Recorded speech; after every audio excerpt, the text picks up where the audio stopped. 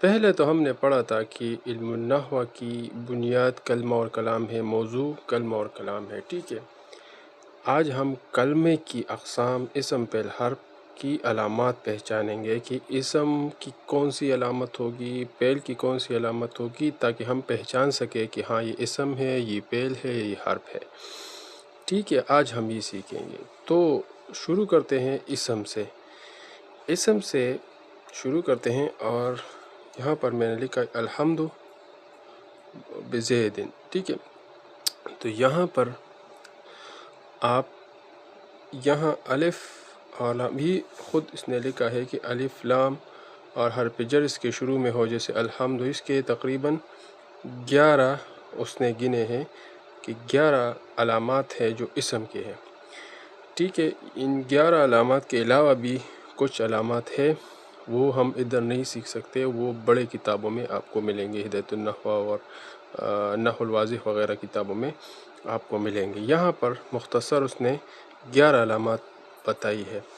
پہلا ہے الف لام اور حرف جر اس کے شروع میں، ٹھیک ہے۔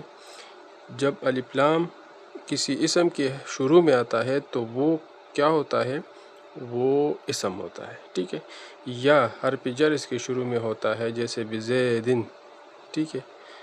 بزیدن حرف جر ہے، یہ با حرف جر ہے، زیدن پر داخل ہوا ہے، ٹھیک ہے۔ تو اس کو ہم کیا ہے، اس زید کو ہم کیا اسم کہیں گے؟ اس سارے کو ہم اسم نہیں کہیں گے، بلکہ اس کو جار مجرور کہتے ہیں۔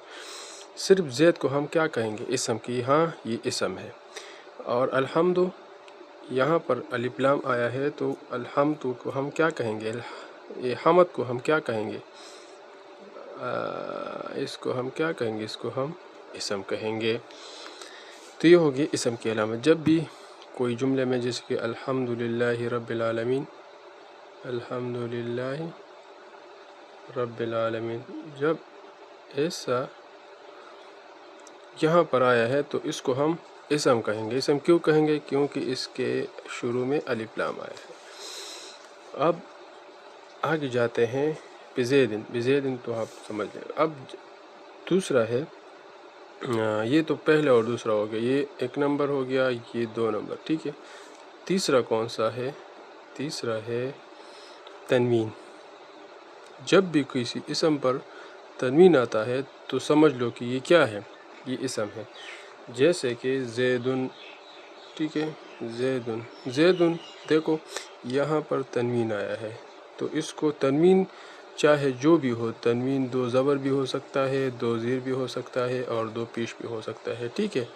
2 زبر، 2 زیر، 2 پیش، تینوں حالتوں کو کیا کہتے ہیں؟ اس کو ہم کہیں گے تنوین۔ تنوین صحیح ہے، اس کے آخر میں تنوین، اور تنوین کیا آخر میں آتا ہے، شروع میں تنوین وغیرہ نہیں آتا، ٹھیک ہے، تنوین آخر میں آتا ہے۔ جیسے کہ اچھا زیدن، یہ تیسرا ہو۔ چوتھا کیا ہے؟ چوتھی مثال،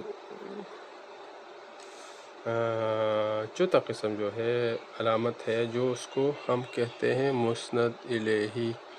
یہ سب سے تھوڑا سا مشکل، آسان ہے، لیکن اس کو ہم سمجھتے ہیں۔ جیسے اس کی مثال ہم کیا دیں گے؟ مسند الیہ۔ جب بھی کوئی اسم مسند الیہ ہو تو سمجھ لو کہ وہ کیا ہے؟ وہ اسم ہے۔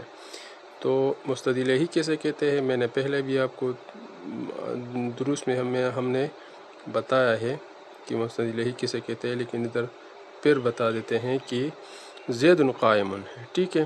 یہاں پر مسند الیہ زید ہے اور قائم مسند ہے۔ مسند الیہ کیسے کہتے ہیں؟ کسی جیسے کہ جس پر کسی دوسرے صفت کی ذات کی طرف کیا ہو گیا؟ نسبت ہو گئی۔ جیسے یہ قائم صفت ہے نا، ٹھیک ہے، یہ صفت ہے، قیام صفت ہے، قیام ایک صفت ہے، تو اس کی نسبت ہم نے کس کی طرف کی ہے؟ زید کی طرف۔ تو یہ قیام کی نسبت ہم نے زید کی طرف کی ہے، تو اس کو ہم اسناد کہتے ہیں، ٹھیک ہے، اسناد کہتے ہیں۔ تو مسند الیہ کا مطلب یہ ہے کہ اس قیام کی نسبت اس زید کی طرف کی گئی ہے، ٹھیک ہے، تو اس کو ہم کیا کہیں گے؟ مسند الیہ کی ہے، اور اس کو ہم قائم کو ہم کیا کہیں گے؟ مسند، ٹھیک ہے، اس کا اسناد، قیام کا اسناد کیا گیا ہے، قیام کا نسبت کیا گیا ہے زید کی طرف، تو زید کیا ہوا؟ مسند الیہ ہو گیا۔ جب بھی کسی چیز کا کسی دوسرے اسم کی طرف اس نسبت یا اسناد کی جائے تو ہم اس کو کیا کہیں گے؟ اس کو ہم مسند الیہ کہیں گے۔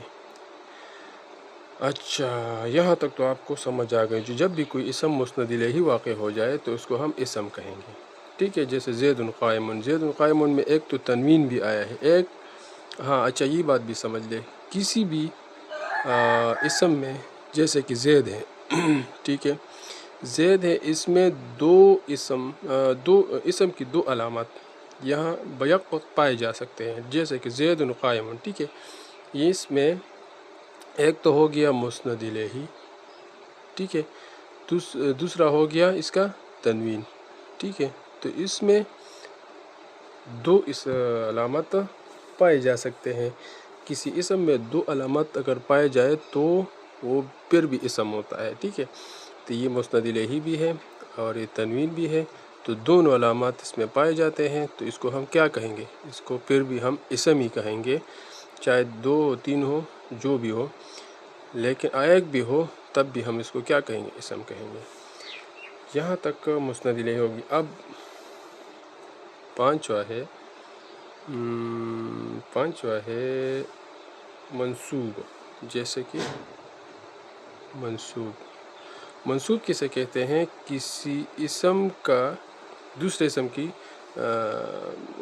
اسم نہیں، یہ منسوب وہ منسوب نہیں ہے، یہ منسوب جو ہے وہ والا منسوب نہیں ہے جو ہم نے اس طرح ادھر نسبت کی ہے، یہ والا نسبت نہیں ہے، یہ دوسرا نسبت ہے، جیسے کہ بغدادی، ٹھیک ہے، بغدادی، تو یہ نسبتی اکثر یہاں جب آ جاتی ہے تو اس کو ہم کیا کہیں گے؟ اس کو ہم منسوب کہتے ہیں، یہ آگے تفصیل سے پھر آ جائے گا، ٹھیک ہے۔ ہندی، ایسا بھی ہے، کسی شہر کی طرف ہو، کسی گاؤں کی طرف ہو، یہ نسبت ہو جاتی ہے تو اس کو ہم کیا کہیں گے؟ اس کو ہم اسم منسوب کہتے ہیں، تو یہ اسم منسوب ہے، ٹھیک ہے۔ جب بھی کوئی اسم منسوب ہو کسی جگہ کی طرف، جیسے کہ ہمارا گاؤں ہے پرسدی، تو ہم کیا کہیں گے؟ اس کو اسم منسوب کہتے ہیں، بغدادی، ہندی، مردانی، ایسا ہم کہہ سکتے ہیں، ٹھیک ہے۔ اچھا، یہ تو ہو گیا بغدادی، اور چھٹا جو ہے یہ ہے تثنیہ کا ہونا، تثنیہ، ٹھیک ہے، تثنیہ جیسے رجلان، یہ تو آسان ہے، رجلان، جب بھی کوئی اسم تثنیہ ہو تو وہ اسم کی علامت ہے، پہل جو ہے وہ تثنیہ نہیں آتا، ٹھیک ہے، پہل تثنیہ نہیں ہے، وہ جو آپ دیکھ رہے ہوتے نا کہ کیا نام ہے، یا فعلانی وغیرہ، یا فعلانی، تو یہ پہل کیا ہے؟ تثنیہ نہیں ہے، بلکہ اس میں وہ فاعل تثنیہ ہے، ٹھیک ہے، یہ آپ آگے اس صرف میں سمجھ جاؤ گے کہ یہ کیا ہے، یہ تثنیہ نہیں ہے، تو اس کو اس سے ہمارا باس نہیں ہے، تو یہ ہم رجلانی جب بھی تثنیہ آ جائے، رجلانی یا جو بھی ہو، کوئی اسم تثنیہ آ جائے تو اس کو ہم اسم ہی کہیں گے کہ یہ اسم ہے، اسم کی علامت چھٹا کون سا ہے؟ یہ ہے تثنیہ۔ اچھا،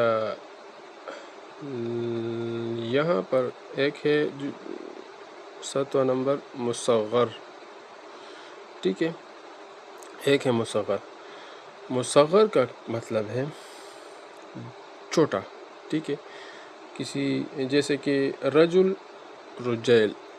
سے کیا بنا ہے؟ رجل سے رجیل بنا ہے، تو یہ جب چھوٹا ہو گیا نا، ایک آدمی، رجل کا کیا معنی ہے؟ آدمی، اور رجیل کا کیا معنی ہے؟ چھوٹا آدمی، ٹھیک ہے، تو چھوٹا آدمی یہاں پر اس نے مصغر، جب بھی مصغر آئے، کوئی اسم مصغر آئے، جیسے قریش، رجیل سے بہت سے کیا ہے اسماء ہے، تو وہ آپ نے کیا کرنا ہے، اس کو آپ نے اسم ہی سمجھ لینا ہے، ٹھیک ہے۔ پھر آگے آ جاتے ہیں منصوب تثنیہ جمع، جہاں پر 8 قسم جمع آپ نے کیا کرنا ہے، یہ اسم سمجھ لینا ہے۔ جب بھی کوئی اسم آ جائے اور وہ جمع ہو، جیسے رجال، مسلمون، تو یہ ساری چیزیں آپ کو کہ اس کو آپ نے کیا سمجھنا ہے، اس کو آپ نے جمع سمجھ لینا ہے، ٹھیک ہے۔ اس کو آپ نے اسم سمجھ لینا ہے۔ جب بھی کوئی اسم جمع آ جائے جیسے رجال المسلمون، تو آپ نے اس کو اسم سمجھ لینا ہے کہ ہاں یہ اسم کی علامت تھے، اور ہم نے ادھر علم النحو میں پڑھا ہے۔ اچھا آگے جاتے ہیں موصوف، اچھا 9 نمبر ہے موصوف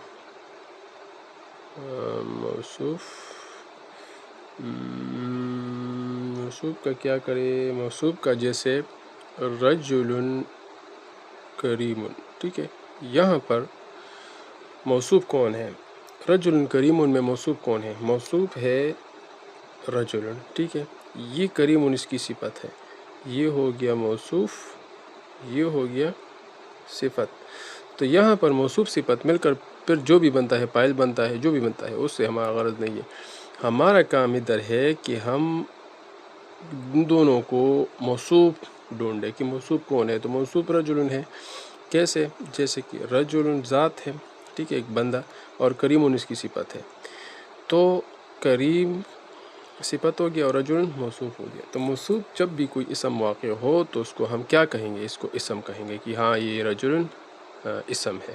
تو یہاں پر بھی 2 ایسے علامت آ گئے ہیں کہ ہم اس کو کہہ سکتے ہیں کہ ایک اس میں موصوف ہے، دوسرا اس میں تنوین ہے، رجل کریم۔ تو تنوین اور موصوف دونوں یہاں پر ملے۔ یہ تو رجال میں بھی ایسا ہی ہے، رجال، تو یہاں تنوین بھی آیا ہے اور یہ جمع بھی آیا ہے، تو اس کو آپ نے غور سے دیکھنا ہے، ٹھیک ہے۔ اچھا اب آتے ہیں تائے متحرکہ، جیسے ضاربۃ، تائے متحرکہ، یہاں پر 10 نمبر تائے متحرکہ جیسے ضاربۃ میں یہ جو تا آیا ہے اس کو ہم کیا کہیں گے، اس کو ہم کہیں گے کہ ہاں یہ تائے متحرکہ ہے۔ تو ضاربۃ جب بھی کوئی اسم ایسا ہے جیسے طلحۃ، ضاربۃ، طلحۃ تو نو، طلحۃ وہ تو طلحات آئے، ضاربۃ، ناصرۃ، ایسا جو جتنے بھی اسماء آتے ہیں اس کو آپ نے اسم ہی سمجھ لینا۔ یہاں پر بھی 2 علامت اکٹھے ہو جاتے، ایک تائے متحرکہ اور ایک تنوین۔ تو یہاں پر ایک صفت ہم سے چھٹ گیا، وہ کیا ہے، مضاف کا ہونا، اور اصل جو ضروری چیز تھا وہ ہم سے چھٹ گیا ہے ادھر۔ مضاف کا جو 5واں قسم ہے ہم نے کیا، تو ہم اس کو کیا، یہ 11 نمبر ہو گیا، یہ 11 نمبر دیکھتے ہیں، لکھتے ہیں، ٹھیک ہے۔ مضاف، جب بھی کوئی اسم مضاف ہو تو ہم کیا کہیں گے، اس کو ہم اس کو کہیں گے کہ یہ اسم کی علامت ہے، جیسے غلام زید، یہ تو مشہور مثال ہے، ٹھیک ہے۔ غلام زید، غلام مضاف اور زید مضاف الیہ، مضاف الیہ مل کر جو بھی بنتا ہے، فاعل بنتا ہے، جو بھی بنتا ہے، یہاں پر ہمارا کام شروع ہوتا ہے کہ یہ یہاں پر کیا ہے، مضاف ہے۔ تو جب اسم مضاف ہو دوسرے اسم کی طرف تو اس کو ہم اسم ہی سمجھ لیں گے۔ اس کی علامت کیا ہے، یہ اسم کی علامت ہے کہ وہ کیا ہوگا، مضاف ہوگا۔ تو یہ 11 اقسام، 11 جو ہے علامات ہے، اس کو ہم نے یہاں پر کور کر دی ہے۔ آگے جاتے ہیں فعل کی علامات۔ فعل کی علامات آسان ہے، یہاں پر اس نے ایسے تشریح میں آپ کو بتاتا ہوں کہ اس نے پائدہ لکھا ہے، پائدہ واضح ہو کہ فعل تثنیہ جمع یا جمع نہیں ہوتا، اور فعل کی جو صیغے تثنیہ جمع کہلاتے ہیں وہ فاعل کے اعتبار سے ہے، جیسے فعل، میں نے آپ کو ایک مثال سمجھائی بھی ہے، جیسے فعلا یا فعلانی، ان 2 مردوں نے کیا، وہ 2 مرد کرتے ہیں۔ ایسے ہی فعلو یا فعلون، ان سب مردوں نے کیا، وہ سب مرد کرتے ہیں، کرنے والے ہیں، یا مرد یا 2 مرد یا سب مرد، یہ اس نے بولا ہے، ٹھیک ہے۔ یہ مطلب نہیں ہے کہ وہ 2 کام کیے یا سب کام کیے، کام تو ایک ہی ہے مگر کرنے والے 2 یا سب۔ اچھا یہ ایک بات اس نے سمجھائی ہے اس فائدے میں کہ ہم جب کہتے ہیں کہ تثنیہ اسم کی علامت ہے، ٹھیک ہے. تو فعل میں جو ہے فعلا، ٹھیک ہے، فعلا ٹھیک ہے، یا یفعلانی، ٹھیک ہے، یفعلانی، یہاں پر بھی تثنیہ آتا ہے. تو اس کو ہم کیوں اسم نہیں سمجھتے؟ اس کو ہم اسم اس لیے نہیں سمجھتے کہ یہ فعلا فعل ہے، یفعلو فعل ہے، ٹھیک ہے. یہاں پر جو اس کے ساتھ فعلا الف آیا ہے، یہ فاعل ہے اس کا اپنا جو ذات ہے، اس میں جو فعل کا ذات ہے وہ فعل کی ذات سے وہ نہیں ہے. مطلب فاعل لام کلمے کے جگہ نہیں آیا، بلکہ یہ الف جو ہے یہ الگ ہے اس سے. تو جب یہ الگ ہو گیا تو ہم اس کو کیا کہیں گے؟ یہ فاعل کی علامت ہے. تو یہاں پر کیا ہے؟ فاعل ہے. تو فاعل پھر وہ الگ بحث ہے. تو ہم فعلا کو، یہ جو تثنیہ آیا ہے، آپ کو تثنیہ دکھ رہا ہے، تو اس کو ہم اسم تصور نہیں کریں گے، کیونکہ یہ فاعل لام کلمے کی جگہ نہیں آیا ہے. یہ میں نے آپ کو سمجھائی ہے، آسان سمجھائی ہے. یہ جو اس نے بولا ہے یہ تھوڑا مشکل اس نے بتایا. یفعلانی، جیسے یفعلانی میں اصل جو ہے فاعل لام کلمہ ہے، ٹھیک ہے. فاعل لام کلمہ میں جو بھی اس کے علاوہ ہے وہ سارے وہ فاعل کی علامت ہے. تو اس کو ہم اسم نہیں سمجھ سکتے. اب آگے جاتے ہیں، اس کو تھوڑا مزید واضح کرتے ہیں. یہاں پر فعل فعلا، ٹھیک ہے، یہ فعل جو ہے فعلا میں دیکھتے ہیں، ٹھیک ہے. دو مردوں نے کیا، وہ دو مردوں نے کیا. تو دو مردوں نے ایک کام کیا یا دو کام کیا؟ ایک کام کیا، لیکن مرد دو تھے، ٹھیک ہے، مرد دو مردوں نے ایک کام کیا. تو اس کو ہم تثنیہ نہیں کہہ سکتے، فعل کو ہم تثنیہ نہیں کہہ سکتے، کیونکہ کام تو ایک ہے. تثنیہ تو دو کام تو نہیں تھے. سمجھ رہے ہو؟ مرد دو ہے. بات نہیں آ رہی سمجھ میں رہے؟ یہ جو فعل ہے اس کو ہم کیا کہتے ہیں؟ اس کو ہم ایک فعل کہتے ہیں، ٹھیک ہے. یہ ایک فعل ہے، ایک. یہاں جو ہے فعلا میں جو الف لکھا ہے فاعل کی جو علامت ہے، صحیح ہے، وہ کہتا ہے کہ یہ فعلا یہ فعل ہے اور اس میں فاعل بھی ہے. تو فاعل کی ترجمانی کرتا ہے کہ وہ دو مرد، ٹھیک ہے، دو مرد. تو مرد دو ہے، فعل دو نہیں ہے، فعل ایک ہی ہے. تو ہم ادھر فعل کو تثنیہ نہیں کہہ سکتے، بلکہ وہ فاعل جو ہے وہ دو ہے. سمجھ آ رہی ہے بھائی؟ اگر بات کو آپ کو سمجھ نہیں آئے تو دوبارہ یہ سن لیں، انشاءاللہ آپ کو سمجھ آ جائے گی. اگر پھر بھی سمجھ نہیں آئی تو ہمیں کمنٹ میں بتائے کہ ہمیں سمجھ آئی یا نہیں آئی. اچھا، آگے جاتے ہیں، فعل کی علامت کو دیکھتے ہیں، ٹھیک ہے. فعل کی علامت آسان ہے، جیسے یہ آپ ہم ادھر کتاب میں بھی کر سکتے ہیں. جیسے قد اس کے شروع میں ہو، جیسے ضرب، قد ضربہ، بے شک اس نے مارا. اس میں بے شک وغیرہ یہ معنی آتا ہے قد، صحیح ہے. سین اس کے شروع میں ہو، جیسے اس کو ہم دیکھتے ہیں، جیسے قد، ٹھیک ہے.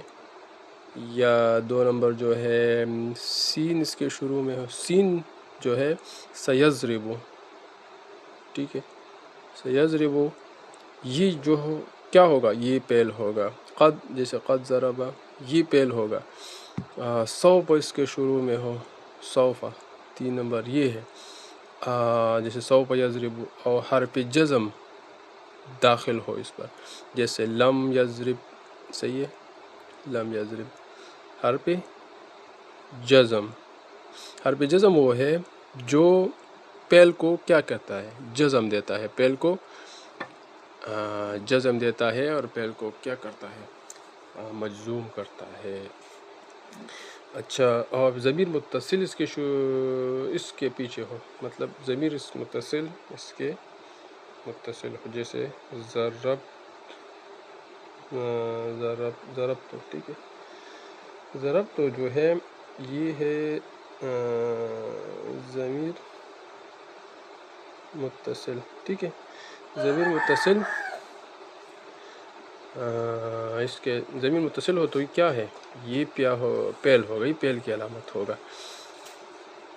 چھٹا قسم میں آخر تائی ساکن ہو، جیسے ضربت امر ہو جیسے اضرب، امر بھی کیا ہے؟ اسم کی علامت ہے، نہیں ہو جیسے لا تضرب۔ اور حرف کی علامت کیا ہے؟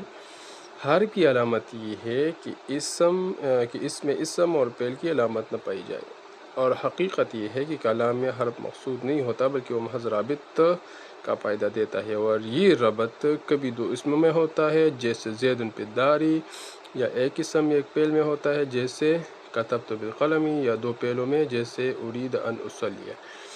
یہ یہاں تک آپ کو بات سمجھ آ گئی ہے کہ حرف کی علامت یہ ہے کہ یہ جو علامتیں ہم نے بتائی ہے یہ علامتیں کسی بھی اسم میں نہ ہو یا کسی بھی فعل میں نہ ہو تو کیا ہوگا؟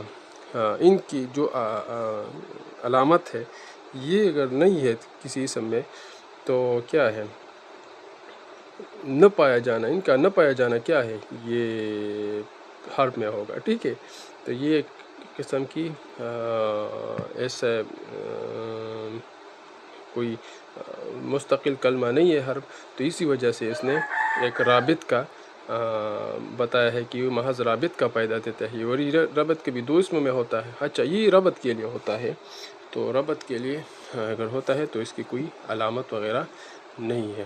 جیسے ہم اس کی مثالیں دی، زید فی الدار، یہ آسان مثال ہے۔ زید فی الداری، زید اور دار کے درمیان جو پی آیا ہے یہ رابط ہے ان دونوں میں، ٹھیک ہے؟ اور کتبت بالقلم، یہاں پر جو با ہے اس کو ہم کیا کہیں گے؟ اس کو ہم رابط کہیں گے کہ قلم اور کتبت کے درمیان اس نے رابط پیدا کیا ہے، اور یہ دو پہلوں کے درمیان کیا کرتا ہے؟ رابط پیدا کرتے ہیں دو پہلوں میں، جیسے ارید ان اصلی، ان اصلی اور اریدو، یہ دونوں جو ہے یہ پہل ہے، ان جو اس پہ داخل ہوئی ان اصلی، تو اس نے ربط پیدا کیا ان دونوں اسماء کے ان دونوں افعال کے درمیان، ٹھیک ہے؟ ان دونوں افعال کے درمیان انہوں نے ربط پیدا کیا ہے، تو اس وجہ سے یہ کیا ہے؟ یہ دو حرف ہے، تو یہ حرف رابط ہے، اس کو یہ ربط آپس میں پیدا کرتا ہے، کوئی اس کا علامت وغیرہ نہیں ہے۔ تو اگر آپ کو ہماری ویڈیو اچھی لگتی ہے اور آپ چاہتے ہیں کہ ہم ایسی طرح ویڈیوز آپ کے لیے بناتے رہیں تو ہمارے چینل کو سبسکرائب کرے اور لائک کا بٹن بھی دبائے، اور ہمیں تھوڑا موٹیویٹ کرے، ہمیں خوبصورت کمنٹ کرے کہ ہاں ہم آپ سے سیکھ رہے ہیں، اور میں بھی طالب علم ہوں، آپ بھی کوشش کریں کہ اس کو سیکھیں، اور اپنا جو امتحانات ہے جو بھی ہے اس کو آپ آسانی سے پھر حل کر سکتے ہیں۔ تو جو بھی مسئلے آتے ہیں، جو بھی آپ کو کوئی ترکیب میں مسئلہ ہے، جو بھی آپ کو کوئی صرف میں مسئلہ ہے، نحو میں مسئلہ ہے، ہدایت النحو میں مسئلہ ہے، یا جامی وغیرہ جو بڑی کتابیں ہیں ان میں اگر آپ کو کاپیاں وغیرہ اگر کوئی پرابلم ہے، کوئی مسئلہ ہے، تو ہمیں وہ آپ کمنٹ میں بتا سکتے ہیں، ہم آپ کے لیے وہ حل کر سکتے ہیں انشاءاللہ۔ یہ ٹیوٹوریل ہوگا، یہ پورا کورس ہوگا، اس کو ہم کیا کریں گے، یہ سب تفصیل سے ایک ایک کتاب کو ڈیٹیل سے بیان کریں۔ یہ ویڈیو تھوڑا لمبی ہو گئی ہے، لیکن پھر بھی انشاءاللہ آپ کے لیے ایسی ہی ویڈیو لائیں گے۔ آپ ہمارے اس چینل کے ساتھ رہیے۔